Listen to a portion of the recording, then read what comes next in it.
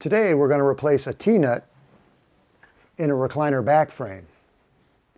The one we're replacing today holds the fastener in place that attaches the back bracket to the side of the back frame. And here's what a T-nut looks like. It has prongs that are hammered into the inside of the frame to hold it in place. And it has a threaded opening for the fastener to attach to it. Let's take a look at a few different styles and sizes. The number of prongs on a T-nut can vary, as well as the size of the opening for the fastener that attaches to it. And some of the prongs are quite small, and the platform they attach to can be a large or small platform as well. This is very similar to the T-nut we're going to be replacing today, and while I have a close-up here, I want to talk about the one problem that you may run into. Some manufacturers, and La-Z-Boy is one of them, when they install this in the frame, after it's installed, they flare or enlarge the opening here to help hold the T-nut in place. And that's fine, but it can cause a problem when you go to remove these because they have to be pulled out. So we'll talk about that a little bit more in a minute. So when and why would you replace a T-nut? Well, in the recliner back I have today, what's happened is the fastener that threads inside of it has broken off. And it's not protruding out at all, so I cannot spin it out to remove it. So hopefully the simplest plan of action is going to be to remove the old T-nut, replace it with a new one and a new fastener. Some other reasons for replacing these are if the threads inside the nut itself are damaged and a fastener won't smoothly thread into it, and if the T-nut has come loose and these little prongs have become damaged or broken off, and you cannot reuse it or reattach it, you'll have to replace the T-nut as well. So let's take a look at the one we're removing today. Okay, here's the T-nut we want to remove. I'm going to use an old tack puller, try to get under the edges of it to pry it loose. As you can see, I've already broken off one of these prongs by prying something. I'm going to use that little hammer as well, try to get underneath the edges there. So let's see if we can pry it out.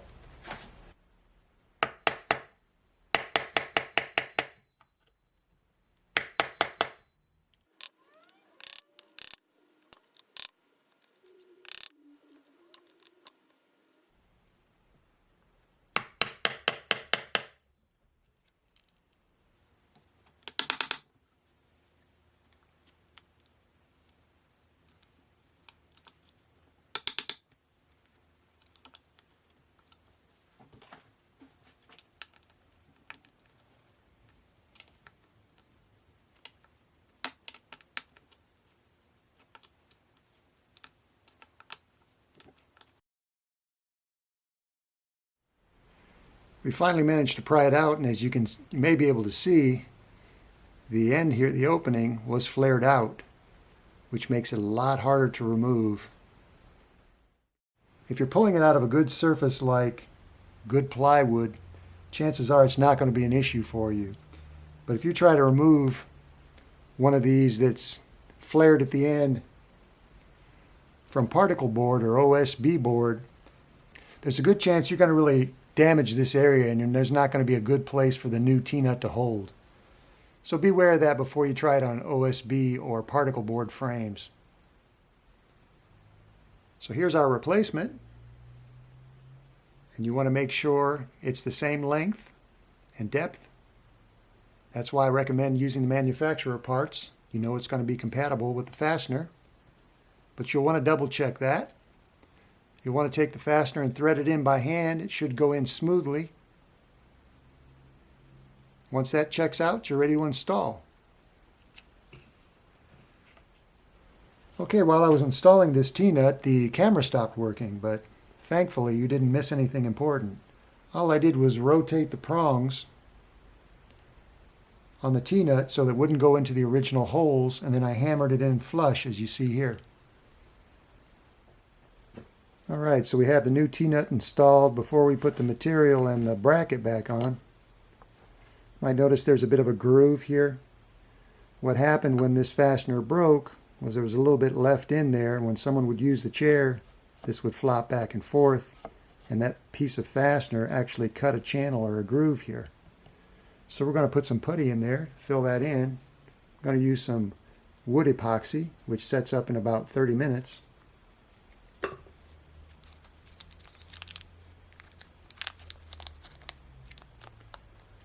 So you can twist off or cut off a little piece here.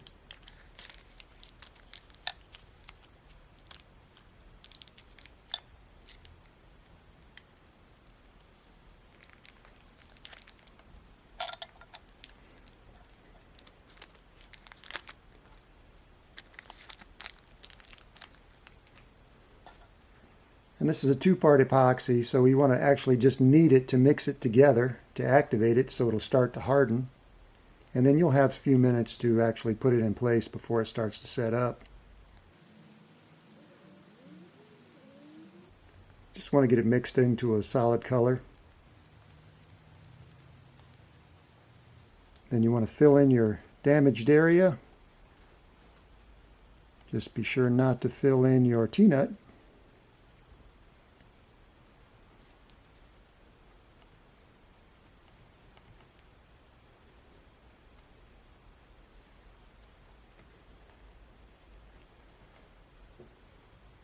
You can use something flat like a putty knife to smooth it out.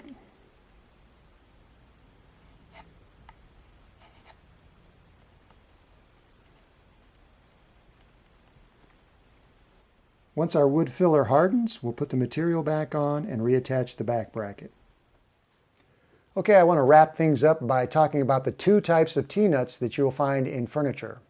The one you saw earlier in this video is the type that's installed and then the end is flared to embed it in the furniture frame. The plus side with those is they're more firmly attached to that frame. The downside, which you already saw, it takes a lot more effort to dig them out. And in the process, they can damage the frame as well. So if you have OSB or a particle board frame and you dig one of those out, it can actually damage and enlarge the opening to the point where a new T-nut will not go in, and you now have a bigger problem than you started with. If the same thing should happen to a good quality plywood frame where you enlarge the hole, you can actually take some putty, plug the hole, let the putty cure, drill it back out, and reinstall the T-nut. You can't do that with lower quality materials because the putty will not hold in those materials. So what about the T-nuts that don't have the flared ends? Those are much easier to remove and replace. However, the downside is they can come loose more easily and even get pushed out.